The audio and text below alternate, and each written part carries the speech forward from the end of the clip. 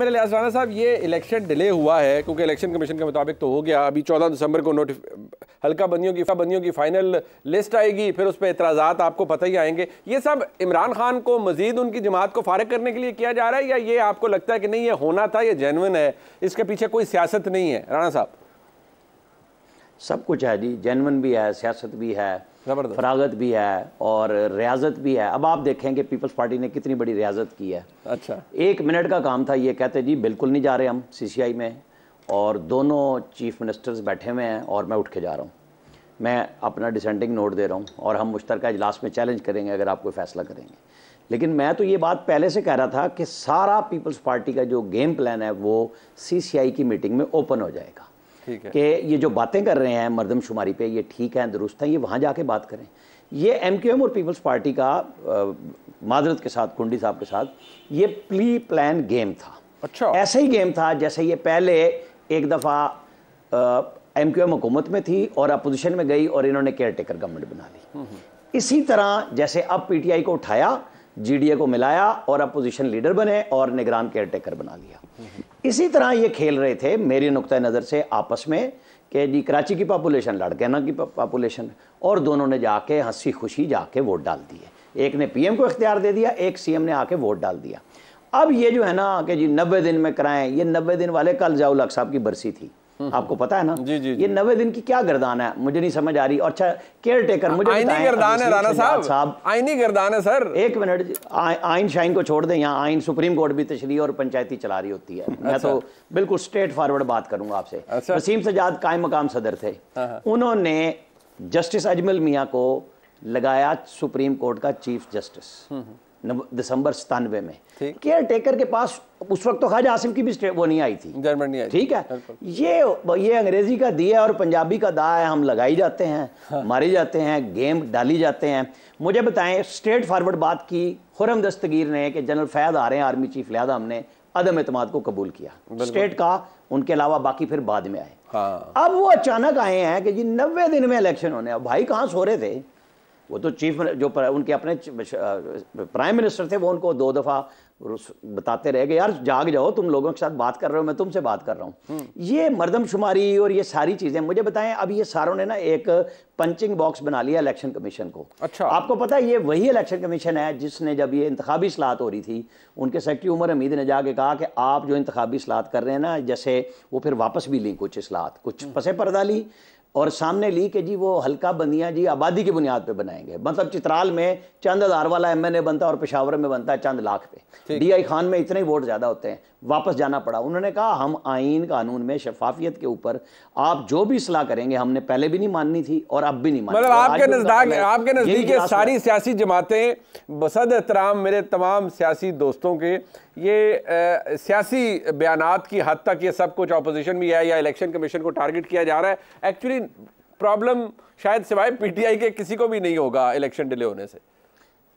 देखें, एक फैसला किया था जब आईनी तरमीम की थी स्पेशल फॉर कंसेंसस, जो पिछली दफ़ा हुई कि 1 टाइम हम आपको इजाज़त दे रहे हैं कि आप इलेक्शन करा लें, और चूंकि इसके ऊपर अबूरी नताइज पे हम इलेक्शन करा रहे हैं, आपको एक नई मरदमशुमारी करानी होगी। ये इसी वजह से जल्दी हुई है ना, वरना 10 साल बाद होती। और आपके ऊपर एक बाइंडिंग ये भी मौजूद थी कि आपको करानी है नई मरदमशुमारी और फिर हल्का बंदियां, ताकि मुतनाज़ा ना हो। एक वो गैप मौजूद था, उसके नाम पे ये मतलब आज़मा बुखारी साहिबा के साथ फिर एहतराम के साथ इमरान खान का ये वाहिद आर्डर है जो इनको अच्छा लगा कि जी वो कह के चले गए थे, और वो जो 500 आर्डरों की ऐसी तैसी रोजाना फिर रही होती है, वो कहाँ गए? ये मतलब दिल कर रहा था ना कि ये इस वक्त ठीक है काम। हमारी सारी सियासी जमातों का अलमिया भी यही है। जैसे आपने कहा ना कि जी वो इमरान खान साहब की वो जेल में पोजीशन बड़ी ख़राब है, अल्लाह ताला सब के साथ सब कैदियों की मुश्किल आसान करे। मकाफात अमल भी है। खान साहब वाशिंगटन में पाकिस्तानियों को पाकिस्तानियत का दर्ज देने की बजाय मुंह पे हाथ फेर के कह रहे थे मैं इनका एसी उतरवाऊंगा। मतलब गुस्सा था ना। ओ भाई, कितना गुस्सा हो सकता है आपका? अब आप बताएं कि आपकी अहलिया को भी दरखास्त देनी पड़ रही है और आपके वकला आपसे पूछे बगैर हाई कोर्ट इस्लामाबाद में भी जा चुके हैं कि जनाब उनको A क्लास दी जाए, उनको साबिक वज़ीर आज़म का।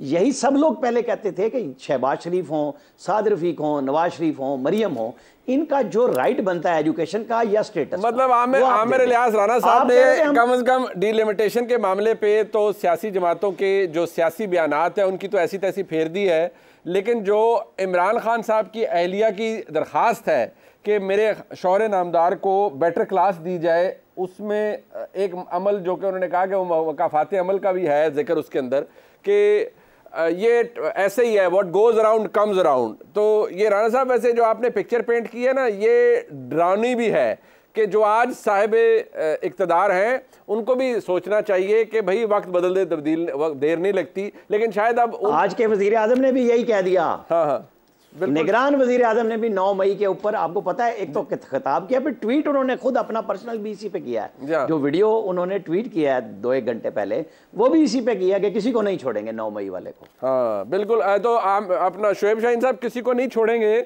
और इमरान खान साहब 3 वजूहात की बिना पर उन्हें बेटर क्लास दी जाए, अडयाला जेल मुंतकिल किया जाए और उनको घर का खाना दिया जाए, पर्सनल फिजिशियन उनको तक पहुँचे।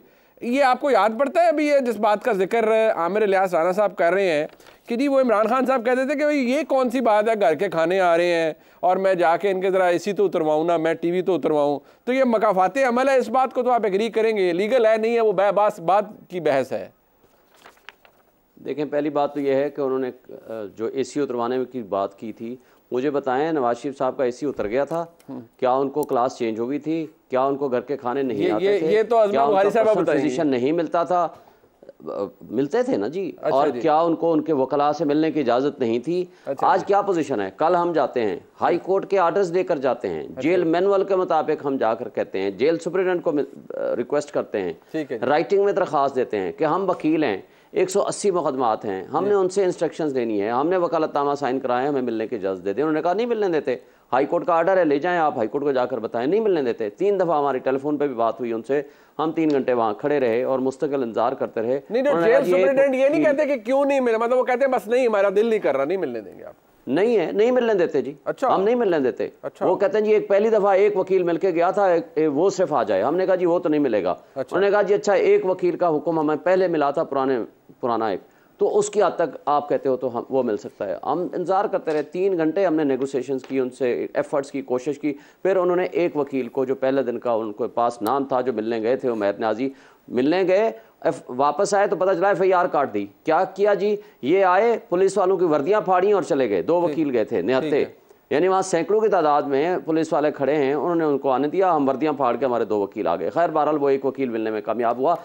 14 दिनों में एक वकील, यानी तीसरे दिन, और कल एक वकील मिलने में कामयाब हुआ। वो भी हाई कोर्ट के आर्डर्स लेकर गए, हमने जाकर रिक्वेस्ट की, हमने राइटिंग में एप्लीकेशन दी, सब कुछ किया। मुझे बताएं, आप कहते हो जेल मैनुअल को भी हम नहीं मानते, आप कहते हो वो जो डिस्ट्रिक्ट कोर्ट का मुतासिब जज का आर्डर है, हम छोड़ देते हैं कि वो कैसा आर्डर है, क्या है उसके अंदर, अडयाला जेल लिखा हुआ है। क्या अदालत के ओवर एंड अबव कोई अथॉरिटी है जो ये फैसला करेगी कि हमने इस जेल में रखना है, इस जेल में नहीं रखना, और वो भी without consent of the court order?